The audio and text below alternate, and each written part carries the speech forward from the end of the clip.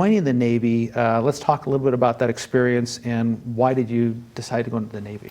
Yes.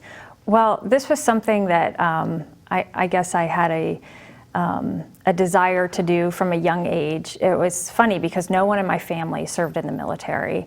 So for some reason, I always had this interest in the military and in government from a very young age. And when I went to college, I didn't mention this earlier when we were talking about, the accessibility and affordability of college, but I almost didn't go to college because we couldn't afford it.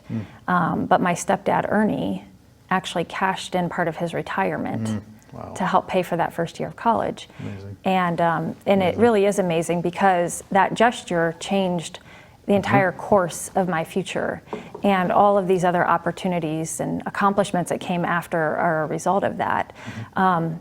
While I was in college, I actually had been reading and doing some studying for a senior class project about the CIA and about naval intelligence. And I just remember thinking, like, that sounds really cool. Maybe I'll do that someday.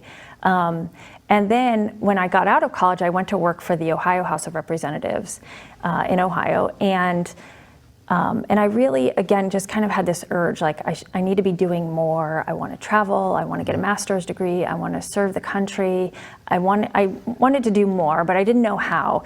And so I literally called, I looked in the phone book. It was like the 1-800-GO-NAVY phone number. And I literally just called a recruiter and said, I think I want to join the Navy. And I remember reading something about naval intelligence, and that sounds cool. So, can I do this? And luckily, I got a great person who put me on the right path, and I went through officer candidate school and intelligence training. And my first job in the Navy was on an aircraft carrier, and we were deployed to the Middle East. This was before September 11th, but at that time, we were enforcing UN sanctions against Iraq. This was part of the Oil for Food program.